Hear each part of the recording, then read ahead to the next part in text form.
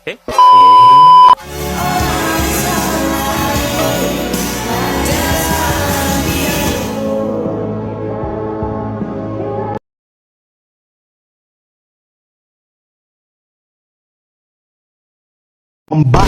side-eye, criminal offensive side-eye. Tapi bohong. Oke, dah on nih. Assalamualaikum warahmatullahi wabarakatuh. Halo everyone, perkenalkan saya Khairul Badriana Sution, Prodi Sains Komunikasi, Fakultas Komunikasi dan Bisnis, Universitas Saintek Muhammadiyah. Sebelumnya yang saya hormati Bapak Taufik Hidayat MIKOM selaku dosen pengampu. Transformasi interaksi sosial di era digital. Inilah judul yang akan saya bahas pada kesempatan kali ini. Media sosial telah mengubah cara kita berinteraksi dan memperoleh informasi, termasuk dalam bidang pendidikan. Sementara media sosial menawarkan berbagai peluang untuk pembelajaran dan pengembangan, tantangan yang dibawanya juga perlu dihadapi dengan bijaksana. Dengan pendekatan yang tepat, dampak dari media sosial dapat diminimalkan dan manfaatnya dapat dimaksimalkan untuk mendukung pendidikan dan perkembangan siswa. Di poin pertama, kita akan membahas tentang peluang media sosial dalam pendidikan. Media sosial menawarkan berbagai peluang dalam bidang pendidikan untuk membantu proses belajar dan mengajar, seperti akses informasi dan sumber belajar. Siswa dapat mengakses berbagai sumber belajar tambahan seperti video pembelajaran, artikel, dan kursus online melalui media sosial, yang mana ini dapat meningkatkan kualitas pendidikan siswa. Yang kedua, kolaborasi dan komunikasi. Platform seperti grup WhatsApp, Classroom memungkinkan guru dan siswa untuk berkolaborasi dan berkomunikasi, di mana siswa dan guru dapat bertukar informasi dan mendiskusikan materi pelajaran di luar jam kelas.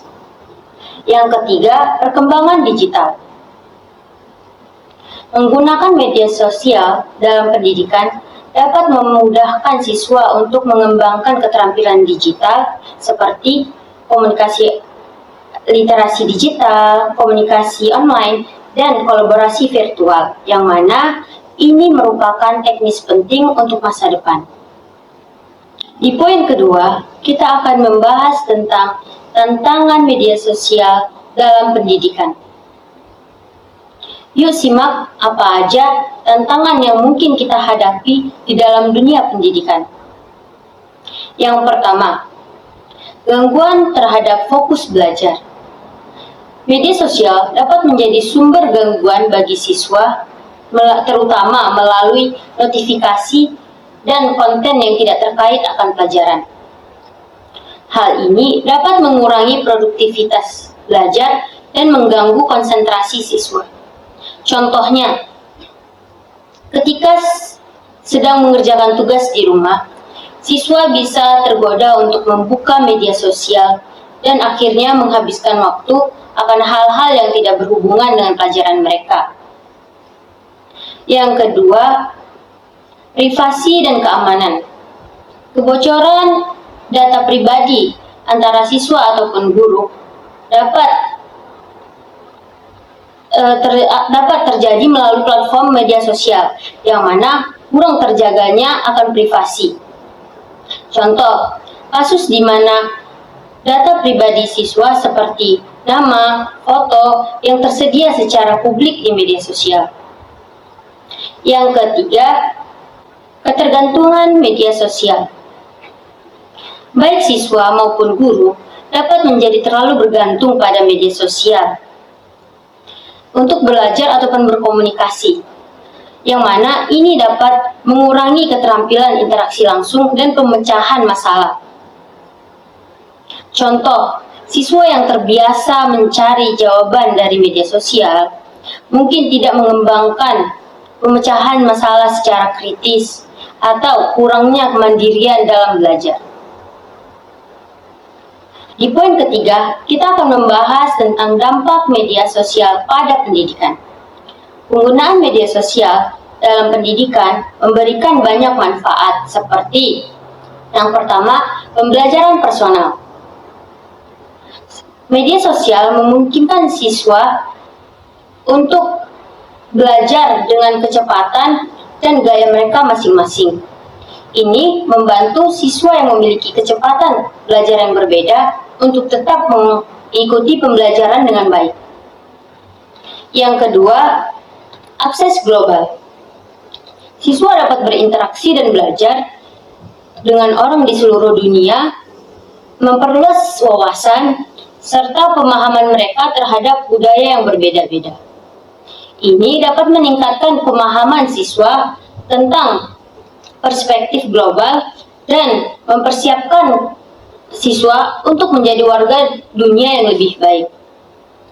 Yang ketiga, motivasi belajar. Konten yang menarik dan interaktif dapat meningkatkan motivasi dan minat belajar bagi siswa.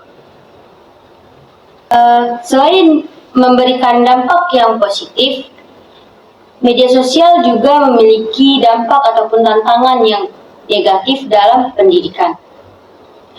Seperti yang pertama, cyberbullying, di mana pelecehan di media sosial dapat mengganggu ataupun merusak kesehatan mental siswa dan mengganggu kesejahteraan siswa.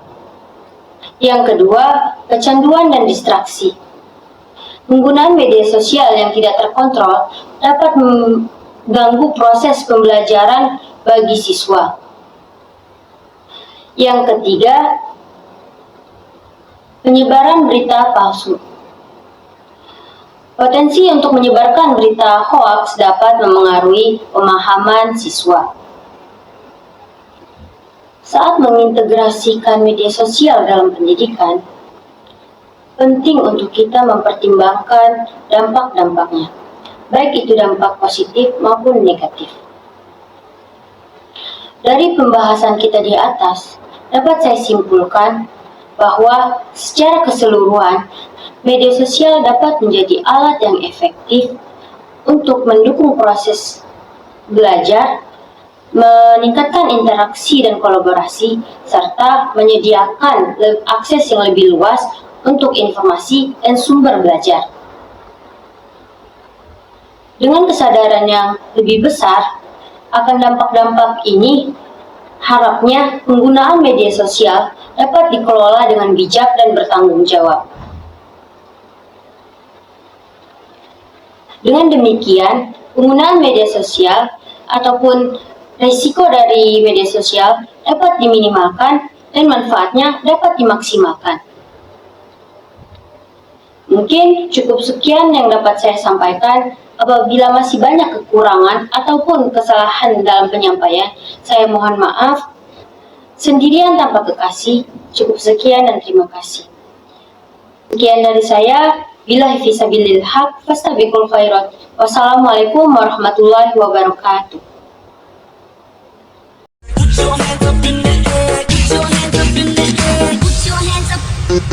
Okay, let's begin. Put your hands up. Put your hands up.